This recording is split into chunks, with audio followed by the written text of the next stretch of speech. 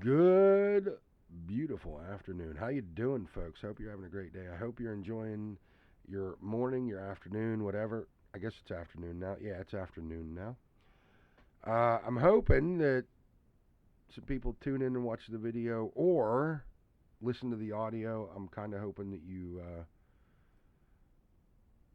actually have already listened to the first hour because it's actually it's 12 o'clock, but a good portion of our first hour of audio is done. Although I'm half tempted to play this first break for you because, man, um, I I knew today was going to be kind of interesting, but then I started today's audio program. My plan was to do the audio program and then do the video. Of course, thank God my plans are never seem to be the priority. Sometimes no, not sometimes. Most of the time, I have a hard time even figuring out like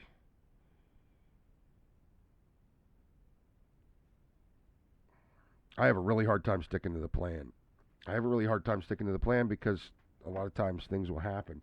So I actually started making a plan for today yesterday. After our show yesterday, I got done, I got wrapped up, and I sat back and I went, okay, I'm going to get ready for tomorrow. I want to be a little more ready. I wanted to be a little more prepared. I don't know what the heck I was thinking.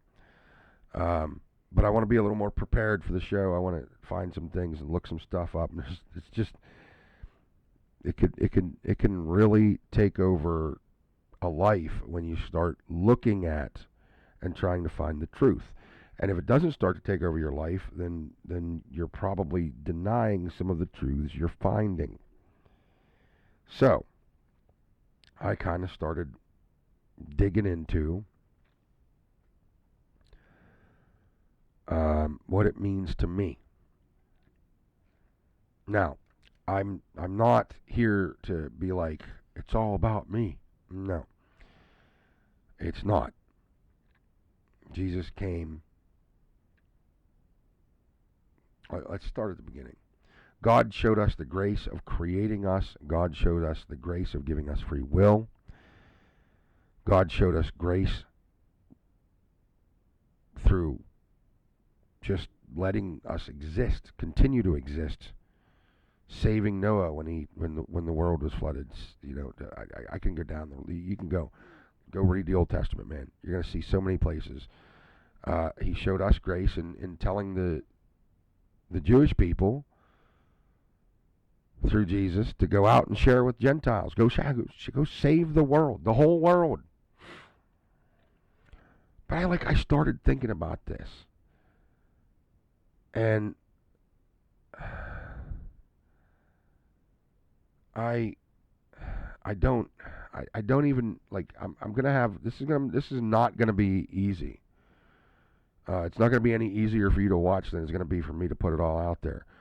But I started like last night, especially because like I said, I finished up, went home about 6 o'clock last night from the office, and I'm like, all right, I'm gonna let everything go, and I'm gonna spend some time with my wife. But I spent a couple hours before I left, kind of working on where am I gonna go tomorrow.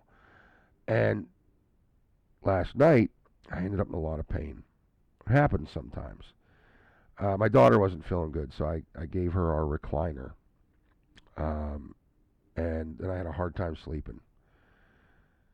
And all night, I was just uncomfortable and I was in pain. And my daughter was like, Dad, I can sleep out here on the couch. You go take back your bed. I'm like, it doesn't matter, honey.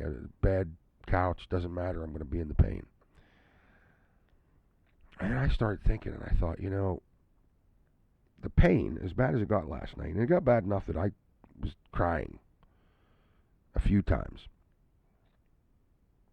But as bad as the pain got, it was nothing compared to the pain that our Messiah went through to give us the possibility and the ability to be redeemed to the Lord. Seriously. And I'm talking like, if you think about it, in a lot of ways, from the moment of creation, this kind of came to me as I was thinking about all of this. I was thinking, when I first started thinking about it, I was thinking about the physical pain of the beatings and crucifixion and all of that. And I started thinking about the fact that before he came, before he became man, before he became like us, before he left his divine power behind and came to this earth,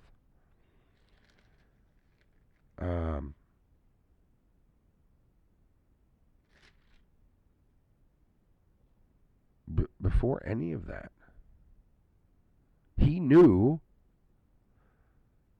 how and this is where I'm going to take it to a personal level.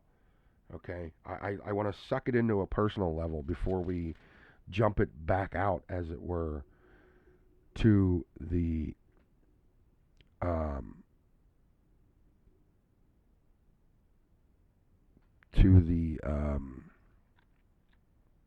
cosmic level, to the whole world kind of level, and there's a reason behind that, because when you bring it into this personal level,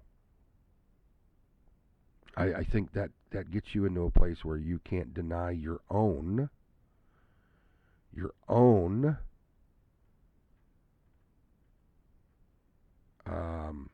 our own, my own. That puts me in a place where I can no longer deny my own parts in what happened to our Messiah, right? Like, I just can't. I cannot sit back and look at this and go, well, blah, blah, blah, blah, blah, blah, blah, blah, blah. I can't do it. I can't do it because it would be dishonest. Because before, and this is, I'm telling you, man, this starts to get into some real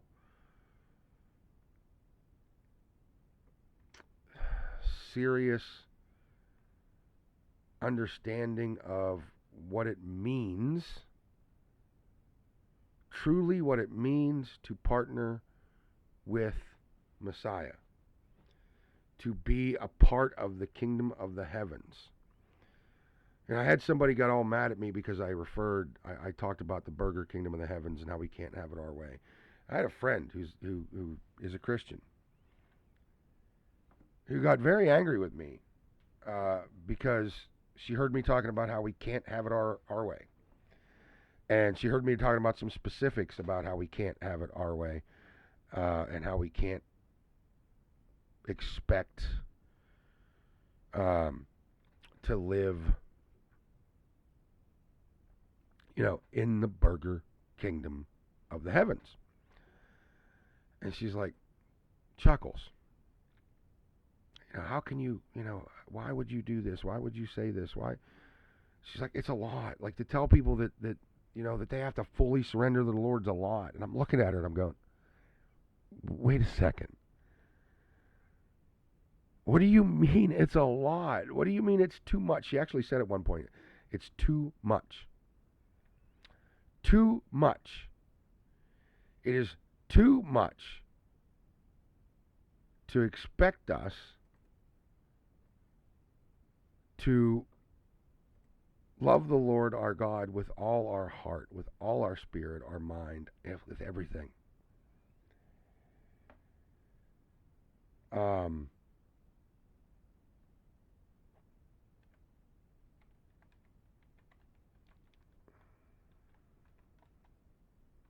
I, I didn't know what to say to her because she obviously doesn't actually um, understand, or how do I put it? Because I'm not trying to be condemning.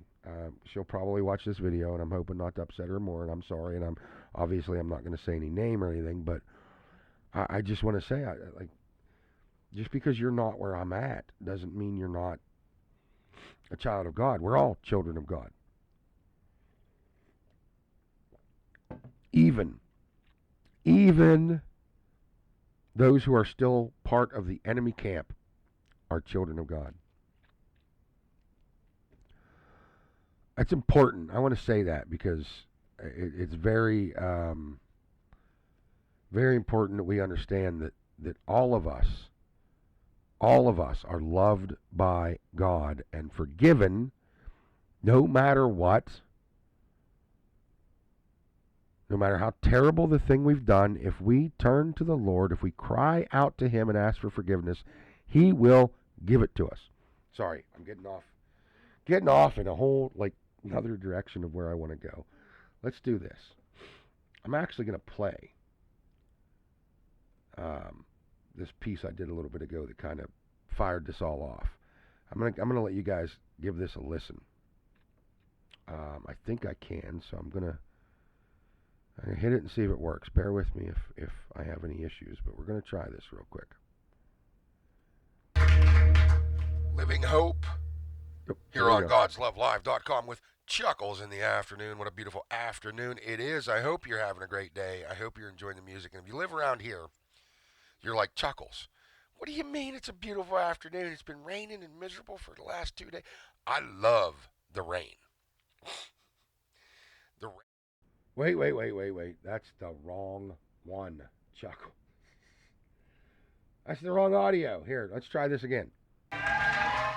You're listening to God'sLoveLive.com. I'm Chuckles. It's afternoon. That was Zachary Smith with Freedom Reigns here on God'sLoveLive.com. So it is a beautiful Hump Day Wednesday, and I didn't get a real good sleep last night. I'll tell you a little bit about that later on. I didn't get a real good night's sleep last night. You can hear it in my throat. I'm still kind of sick. So today's going to be kind of, we're still going to talk about partnering with Messiah and in a practical way. But I want to talk about what we're coming up to. It's almost the end of February. We're a couple of weeks into Lent. What is it? 2 weeks now into Lent. And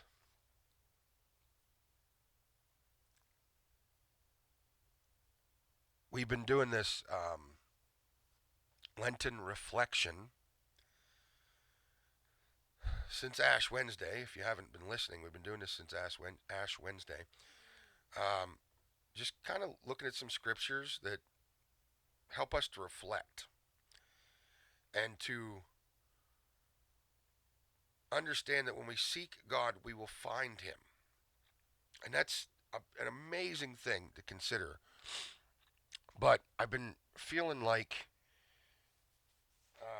and we got away from our Corinthians book study, and we got away from our Isaiah book study for the moment, and we might, pick it back up after Resurrection Sunday. But I just been feeling led to talk about the personal of this. I've spent a lot of time in our videos and all of the things that we've done talking about God's love for us, that we need to surrender to Him, that what surrender really looks like and means, that it's not the burger kingdom of the heavens. My wife hates that I use that terminology, but that it's not the burger kingdom of the heavens, that we can't have it our way. I'd like to get Burger King to sponsor that. Like I could do a show every day called, you know, Burger Kingdom of the Heavens, not, and they could sponsor it. Maybe we could turn some of that corporate greed into something good. So I want to talk about some personal things, and I got a little story to tell you a little later about last night, but I want to start by talking about the I don't know what to call it, the polarity shift, about the massive shift in me. This is what I have to work with best. I don't have a whole lot. I do have some stories of light coming up in the next couple of days that I've been able to find and download and stuff that I kind of want to include in our video. I don't know if I'll play them on here because a lot of them are like 4 or 5 minutes long, but maybe. But and if you go looking, I've said this before, your perspective really matters, because if you're looking for signs that the enemy is winning, you're going to find them. But if you're looking for God's glory in this world, if you're paying attention even a little bit and not completely wrapped in whatever negative you might be living with, and I get it, there's a lot of negative. You know, I did a video on our not Rumble, what was it? Clapper. There's this app called Clapper. It's a neat little app. Comes in quite handy. Um, and I'm going to warn you, if you go on to Clapper and you find God's Love Live on Clapper, that's kind of a personal thing more for me. There's videos of my cats and videos of my grandkids and a couple of videos of my dogs, and there's videos of me being frustrated. And I want you to understand, if you're hearing this and you ever go and watch any of those videos, I want you to understand that, like anyone else, I want to share my progression. So on that video, I'll go on and I'll talk about how discouraged I am, or I mean, I guess I was going to say it's different than what I do on here, but it's not, because I'll talk about it on here too. So I had a whole lot of pain last night. I'm going to tell you a little bit more about that later, but I want to touch on that real quick. As far as my wife asked me a question, um, and I thought, as I was explaining to her, as I was answering her question, I thought, I want to share this with people, and I felt this urge to share it, and I thought, okay, if I'm feeling this overwhelming urge to share this, there's got to be a reason. The Lord is, because I went down through it and I was like, okay, is there anything, is there any way the enemy could benefit? And I said the other day, if I could just, when trying to make a decision, when trying to decide something, whether I should do or shouldn't do it, etc., like, all right, does it fit into the Isaiah 61 mission of Messiah that I believe he shared with us? And if you don't believe that, 814-651-8865, I want to hear. If you think you have biblical backing to be like, nope, this isn't true, 814-651-8865. I'm not kidding. I'll plug you in. I'll put you right on here. You can talk. I'll get you on Zoom. You can get on the video with me. I would absolutely love to be proven wrong. Do you know why I would love to be proven wrong? Not because I want to be wrong, just because if I happen to be wrong and you can prove it biblically to me, that's a correction, and that honors our Lord, and it glorifies our God, and um, it literally moves us closer into following God's will. So,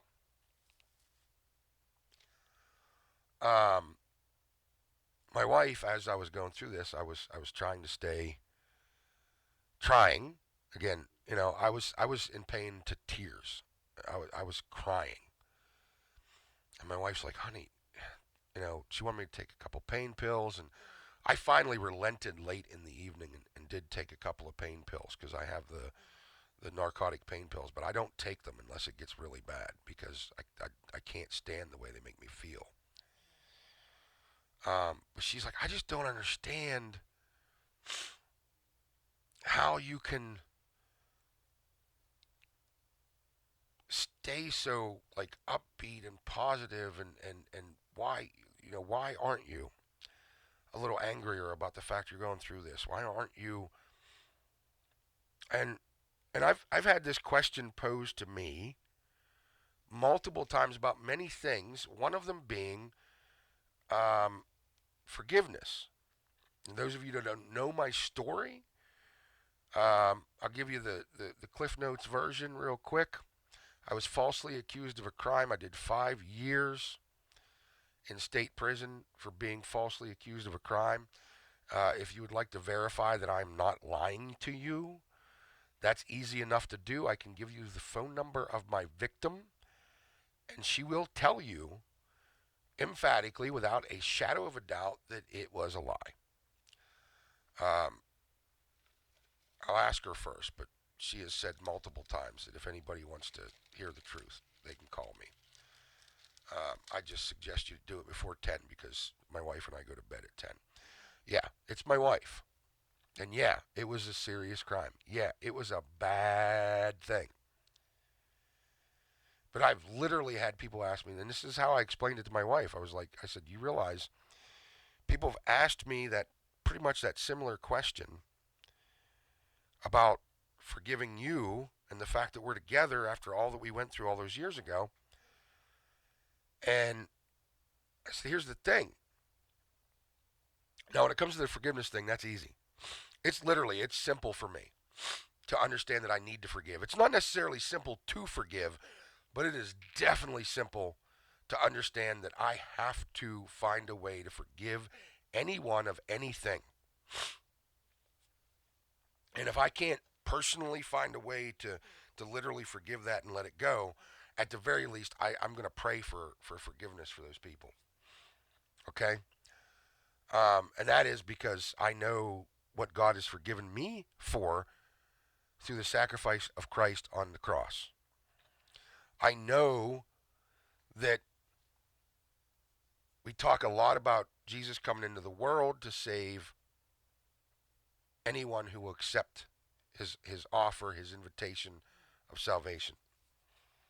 And I'm not trying to lessen the fact that that is what it is, but what I want to discuss today, and I think it does have to do a lot with our partnering with Messiah, is that he knew that multiple times in the Bible, I knew you, I formed you in your mother's womb, I knew you before you were even born, I knew.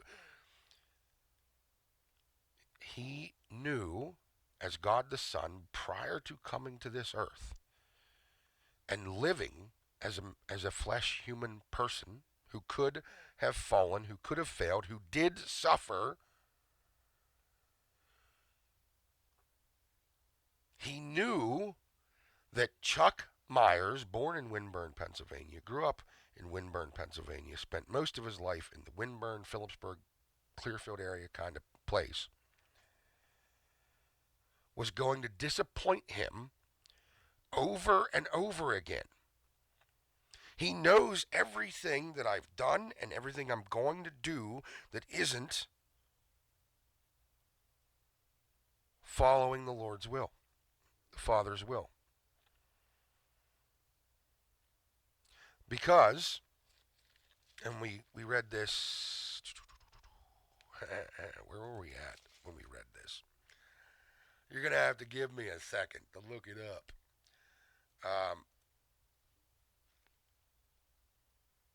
But he knew being equal, and let's not get it mixed up. My wife and I have had discussions about this. Um, from Philippians. Yep, looks like Philippians 2 6. Yeah, I think I remember that, reading that the other day. Philippians 2 6, the King James Version. Who existing in the form of God counted not being on an equality with God as a thing to be grasped, but emptied himself, taking the form of a servant, being made in the likeness of men. Romans 3, is it 28? Is that right? Did I get the right one?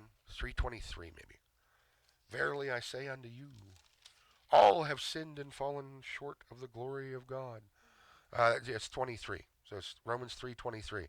For all have sinned and fallen short of the glory of God. We're told that we're born into sin. We're born into this broken flesh. Being in the form of God, he didn't have to go through this at all. He chose to. And yes, he chose to so that all of us could be redeemed to the Lord if we accept his invitation. But he had the knowledge of the darkest, deepest, most terrible thing that I'm going to do in my life.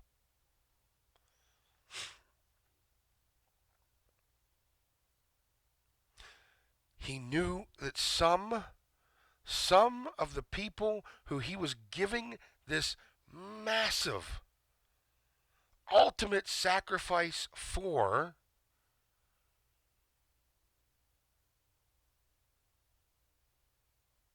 were going to refuse it, to reject him, to walk away, to hate him.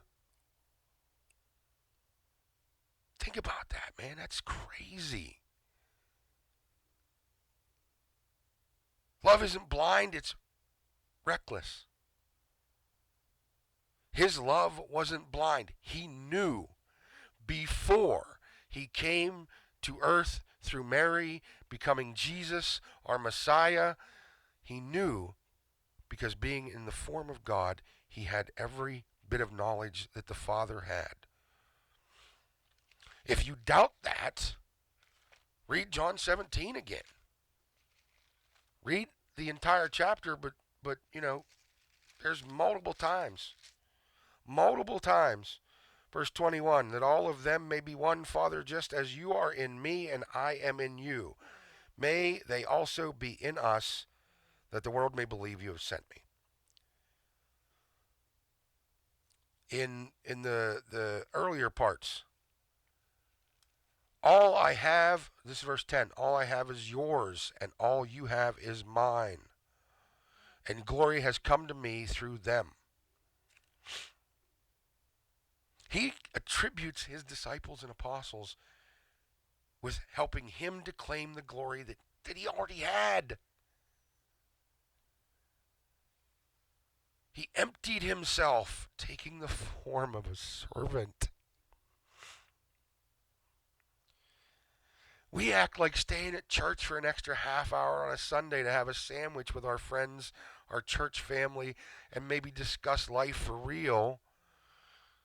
We act like sharing with our friends and church family, sharing with unbelievers, like it's that big a deal. I've had people say that. It's a lot.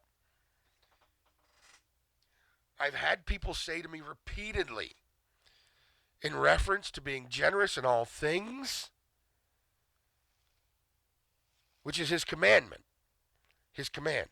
Not commandment, but command. Jesus commanded. When asked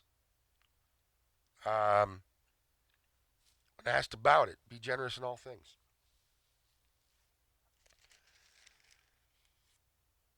The basis is love. It's that simple. I've got to get back to some music because you guys are, this is 17 minutes. I don't want to eat up your entire hour. So, Good Grace, Hillsong United coming right up. That was the first audio break of the 12 o'clock hour that we did, and it just, as I tend to do, I kind of ranted, I've got another one. It's 6 minutes long that I'm going to play for you here in just a couple of minutes. So, but stick around. You're listening to God's Love Live. I'm Chuckles. I think I'll probably just how will I do that? I just kind of cut that in, or I'll give you something that you can look at that isn't me kind of milling about. Gonna compile the rest of this video and try to get the video up by 4, but we've got to finish up our 1 o'clock hour real quick so we can get back, so I can get back over to the house.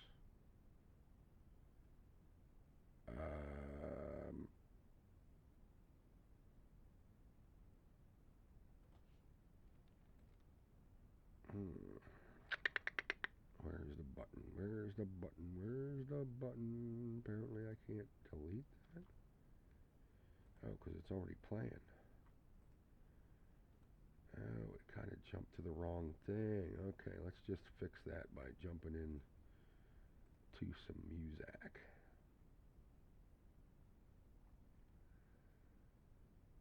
Oh, man. Okay. It's going to throw off the whole rest of the day.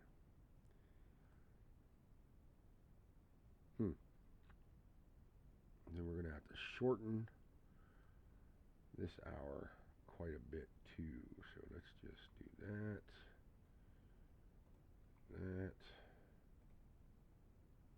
Go like this, and we'll finish our 1 o'clock hour and get.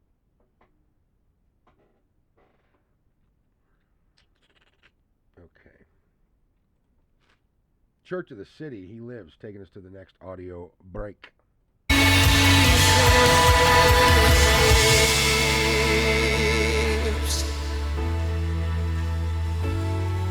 is risen, He is risen, He's alive.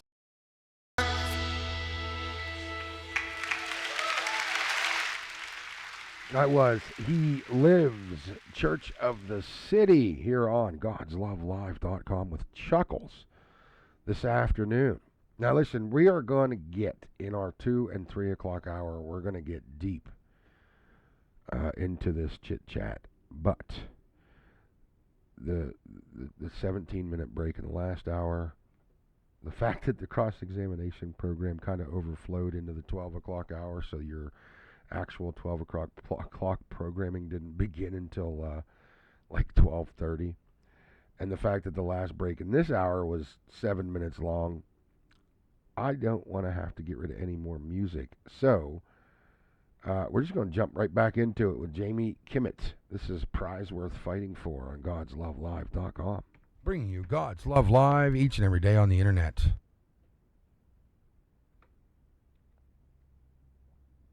Come on. The Big Daddy Weave, All Things New. Taking us to the next break.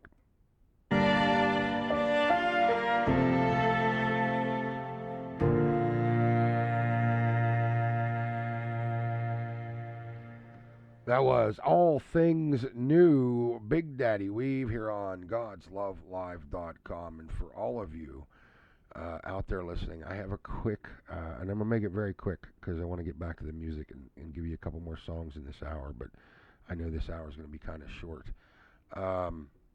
as far as our audio. But I want to give you this, or I want to ask you this. I guess I'm not giving you anything, I'm asking you. My niece Gracie is back in the hospital.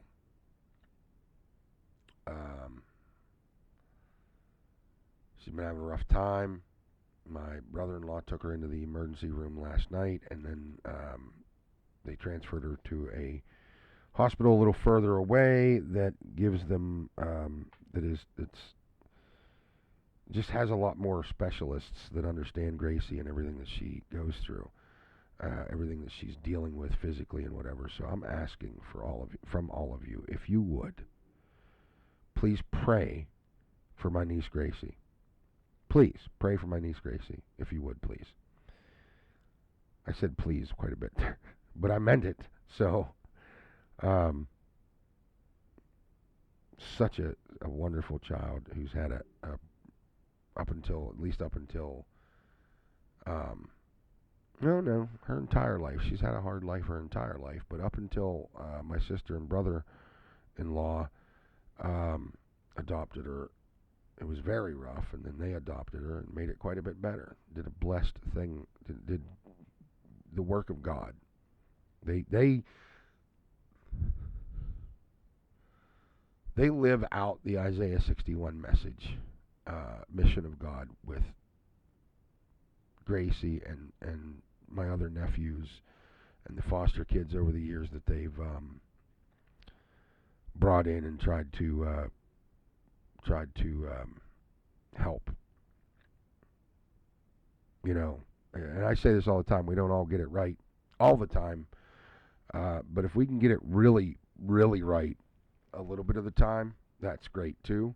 And for sure, my brother-in-law and sister get it right with their children and adopted children and grandchildren and fostered kids that they've worked with over the years. Just yeah. So please pray for Gracie. That's all. Please pray for Gracie. Thank you. Now back to the music. Grace in the Wilderness, coming right up. GodsLoveLive.com. No author on that one. Okay. All right, so I'm actually going to, what do we got here? 36, 39. I'm going to end up finishing this video elsewhere, so